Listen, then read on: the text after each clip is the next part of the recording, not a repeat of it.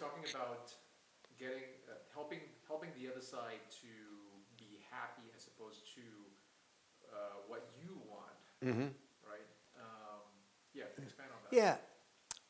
So arguments usually start when we get angry, and anger comes from frustration, and frustration comes from unmet expectations. And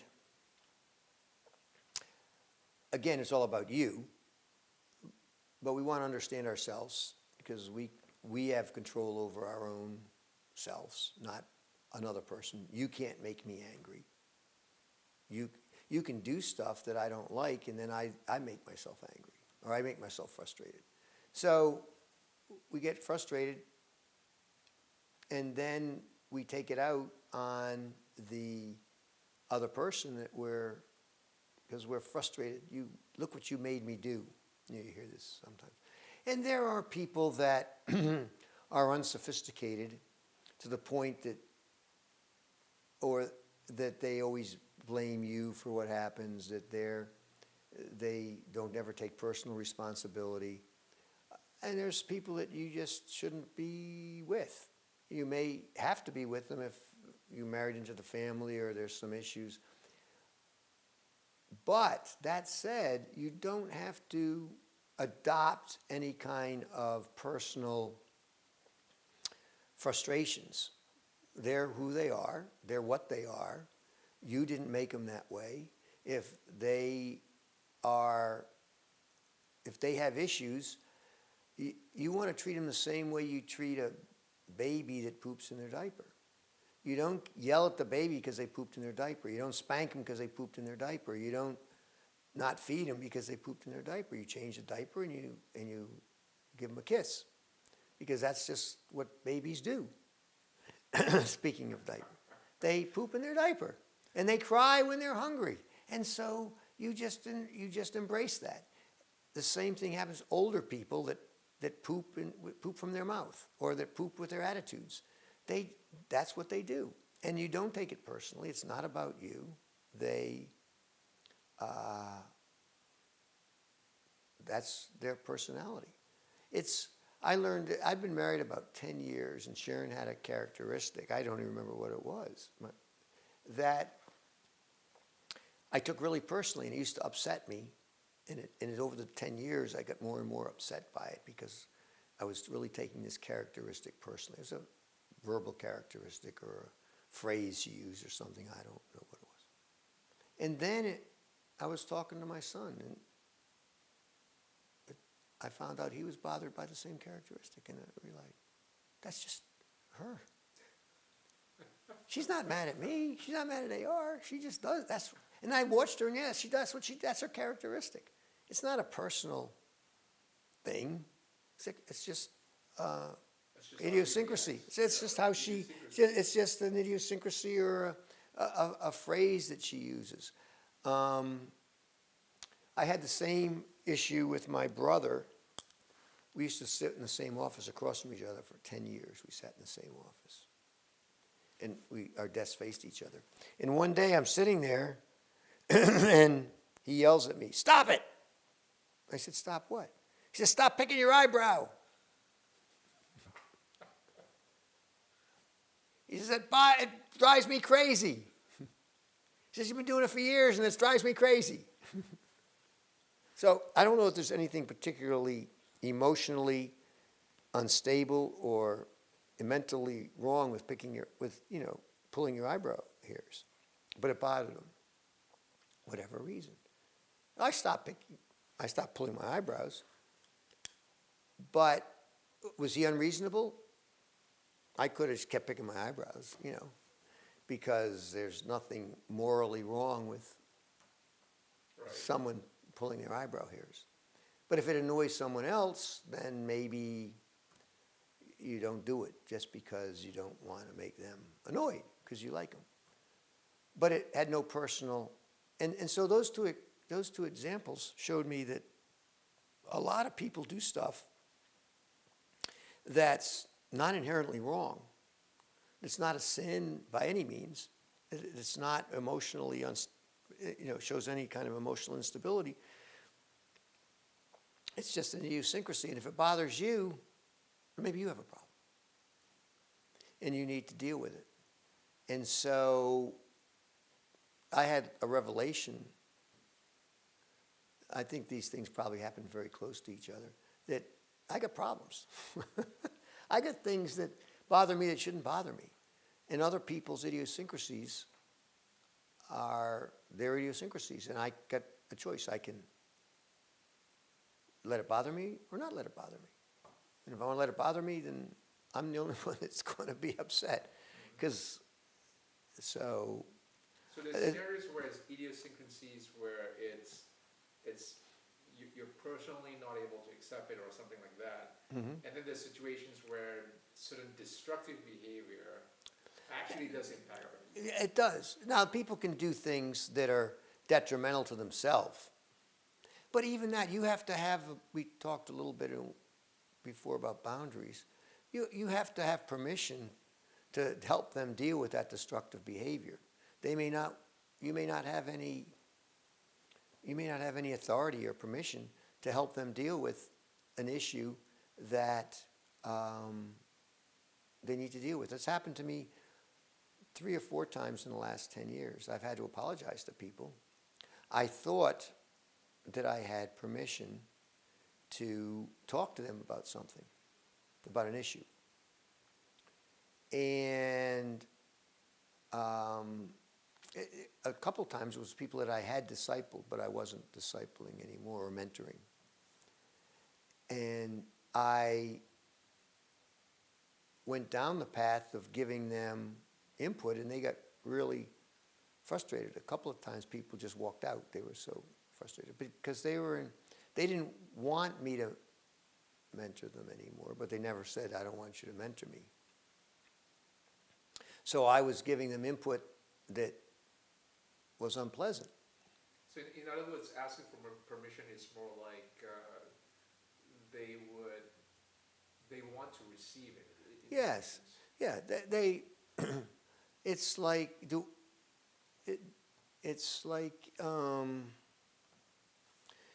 there's a. Let's use a really easy example. Is I see a couple in talking and in a meeting, and it's obvious that the husband's not handling a situation well, and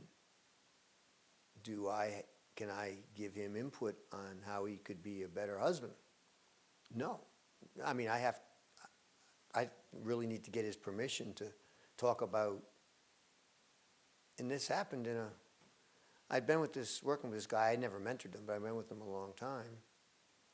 And he had some very obvious personality situations that something needed to be said. So it's interesting, his girlfriend, future wife, was coming to the meeting right after we talked. So from things he told me and things I knew, I suggested a couple of very basic common sense things to him. His girlfriend, partner, they live together. They're going to get married. She came to the meeting and she asked me a couple questions that were exactly what I just talked to him about. He blew his top because I answered him the same way, and he didn't, he was the brunt of the issue. Oh, he needed to change. Yeah, because she was very gracious and nice, and he was just being a jerk. And he blew his top. He got really mad. So the next time I saw him, I apologized. I said, look, I didn't ask you for permission. I said, would you accept my apology for talking about a subject that I didn't have permission to talk about? He said, sure. Thanks for telling me. So anyway, and this happened with the guy I'd mentored. He'd taken a wrong turn with a client of his that also was a client of mine, so the three of us know each other really well, and he hadn't handled a relationship with this other person correctly, and so I was trying to, and there was a couple bucks involved, a couple, some money involved. So I was trying to help him, and he, I told him he was wrong, and he needed to fix it. And he got up and walked out, so that's fine. We did get back together, and I said, look, we have to decide what our relationship's going to be. So the relationship, we're just going to have a business relationship. That's fine, because you're very, very competent in what you do, and he's extremely competent. So I said, okay, I apologize for going down that path, but you never told me that, but you never told me that we had changed our relationship. So some of the responsibility was his, but that's being said. I didn't need to help him, just wanted to help him. So the issue is, do we mentor people do we help people, support people that don't want it? No, you don't. You need to get people's permission. Sometimes it's tacit, but most of the time you want it to be spoken, and so is that Yep. go down? Yeah, that sounds good. Yeah. So let's go back to communication, right? So we started off with discovery, then through discovery we talked about influence, we talked about what was it? Persuasion. Persuasion and negotiation. We talked about trying to figure out what the person's heart is through discovery and helping them to reach what they desire, and how you convince the heart first, and then you go from the intuitive to the rational, so to speak. Right. Right. Then you help them to Correct. rationalize. Correct. the answer. Oh, very good. Yeah. You said you convinced the heart first. I don't believe that you can convince the heart of anything. Let's talk I about don't believe that. See, sales people think that you can and you have to convince somebody to do something. And I think that that's entirely wrong. You can't So they already convince. have a desire. You just Exactly. discovering what it is. Exactly. In fact, yes, women need to be desired, by the way. I hope you know that. Men desire to be needed. I just want to throw that in because you use the word desire, so Right. that's a subject I'd love to talk Which about we one will day. talk about. But people, all you can do and all you should do is help people discover what it is that they want. If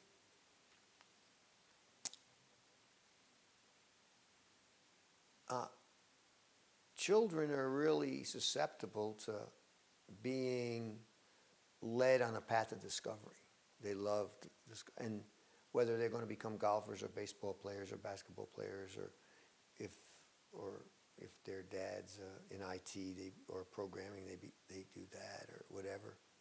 They're going to follow in their dad's footsteps because they're influenced and they like it and they learn nuances of it and they become good at it.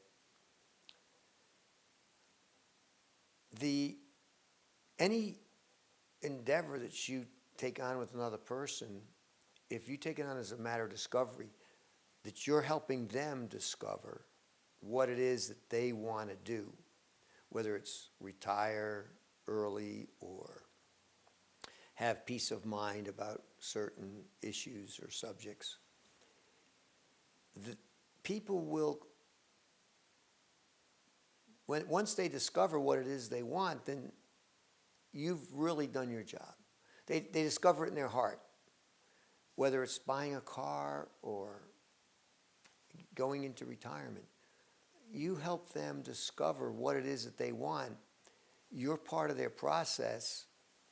Then you have some influence in being able to support them in taking it from their heart to their head. Here's how you could make that happen. Here's how you could become a better skier. It's So, people will never, I've dealt with a lot of people, and people will never change until they get emotionally involved. I won't work out unless it turns out that my wife is, I find the emotional connection that makes it worthwhile. I won't eat right unless I find the emotional connection that makes it worthwhile. There's facts alone doesn't change it. They right, have the to be facts. emotionally invested. Yes, you have to be emotionally invested. I can't tell you how many times that I've worked with someone and they don't change until I get them mad. That's interesting. Until I get mad, they don't do anything. They may be mad at me.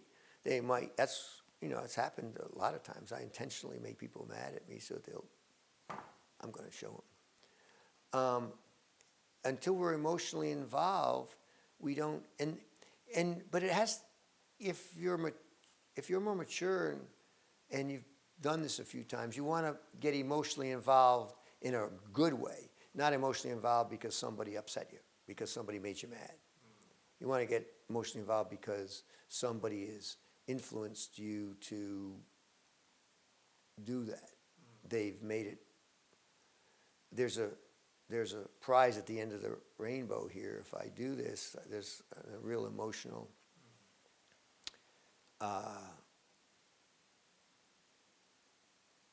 for me, one of the reasons I work out is because my wife likes me to look good.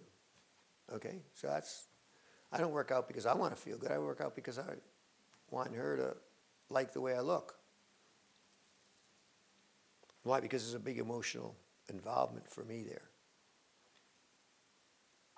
So if we bring the facts to the table so that people can get emotionally involved, get their heart interacting with the desired result, then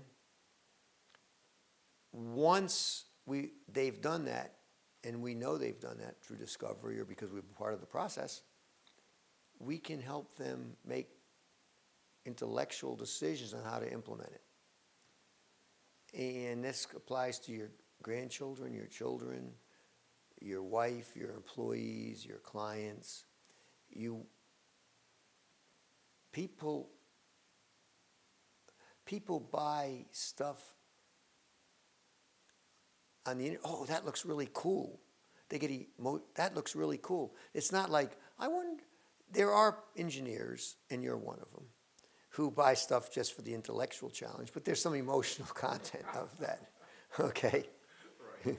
But there is an emotional content to the intellectual challenge because we feel good about solving issues and problems. So, there's a crossover there. But basically, most of our decisions start in our heart. They start in our gut. In fact, I tell my clients, you don't have to explain to me why you don't want to do something. If it doesn't feel good, if a solution doesn't feel right, we're not going to do it. It's got to feel good. If it doesn't feel good, you have to know why it doesn't feel good. You probably don't know why, and that's okay. And I think that applies to all. How do you know? You asked me how do you know God spoke to you? Because it feels good. You feel good. It's not an intellectual. We put too much emphasis on intellectually understanding stuff.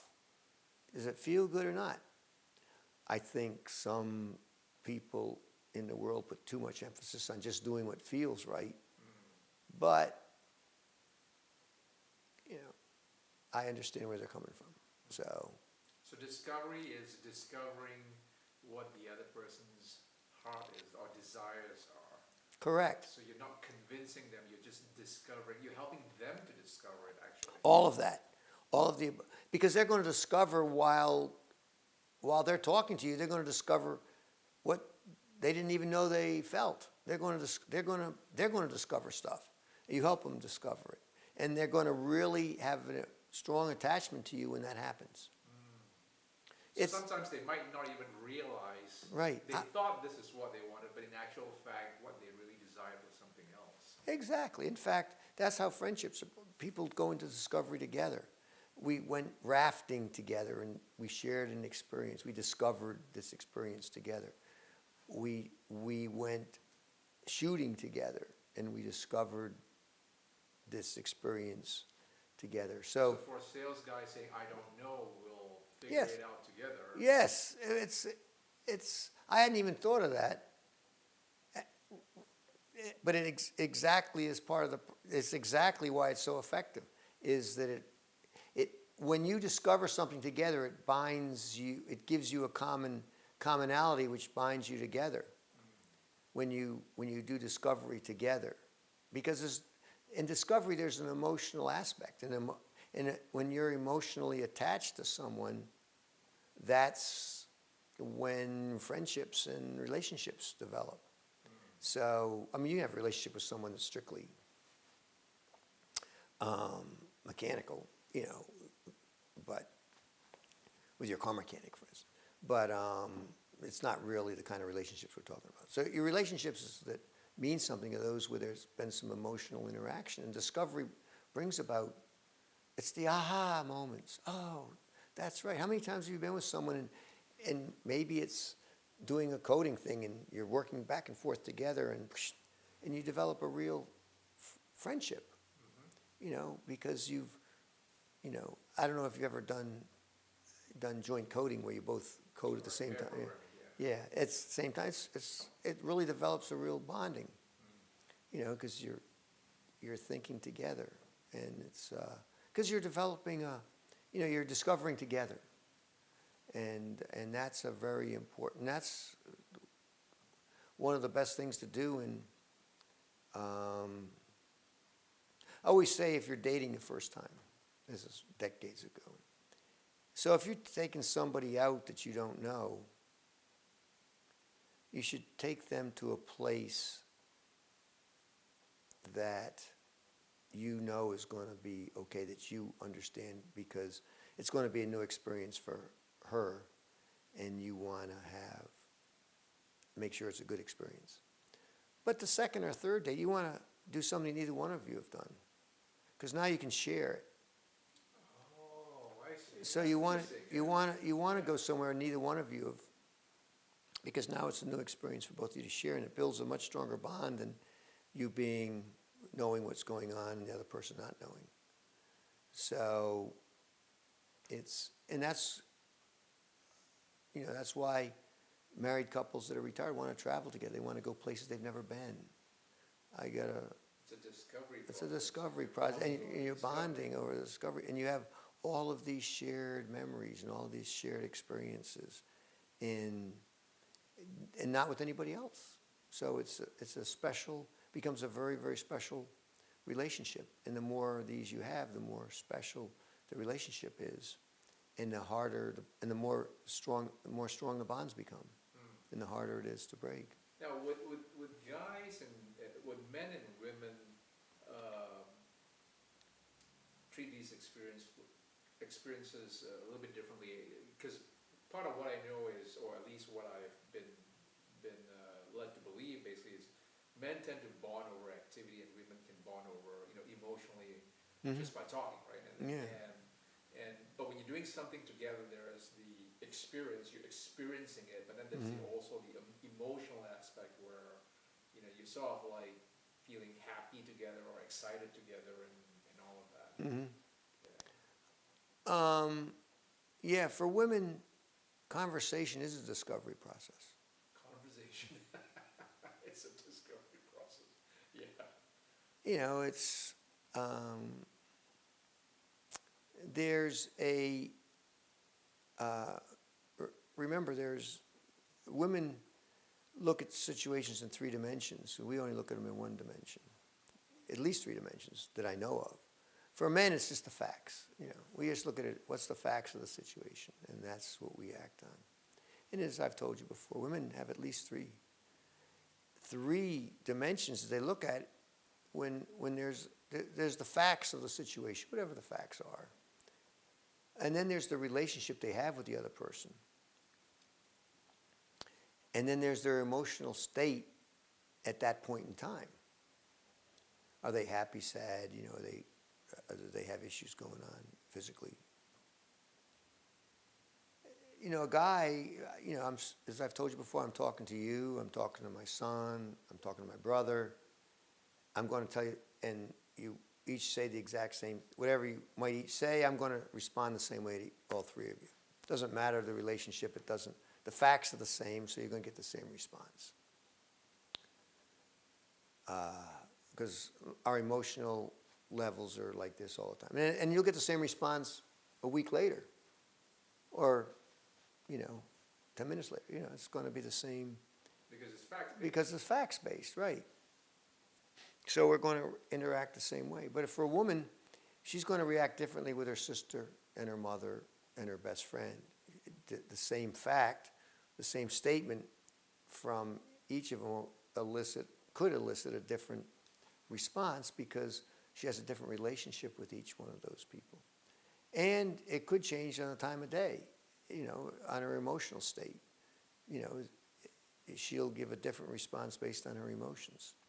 So I think the reason we don't understand women is because we don't look at we don't look at it 3-dimensionally, or 5. Maybe there's 3 or 4 more dimensions I'm not even aware of. But I know those 3. So you have to. What about time? Could time also change, right? Yeah, exactly. Over time, her emotional position changes, and so you have to know where she is at emotionally. Is if a woman's worried about something, an issue, her car's acting up, let's say, she's going to respond differently to you she's going to answer you differently in the car than she would if the car weren't acting up. She's going to have a different edge in her voice. She's going to respond to you. To the same statement, she's going to respond differently. And she'll respond differently to you than she would to her brother or another guy in the car. And so it's just, you just have to, where is she emotionally? And where is she, and what's the relationship? So the best advice I can give for communication with your spouse is, before you give an answer, ask a couple questions. Discovery, coming back to discovery again. Coming back to discovery. Because you've got to know where she's at before you can give an answer that's going to be appropriate to the situation. Right. So we should talk more about discovery. We should. We can expand on another session. Yeah, lots of tricks.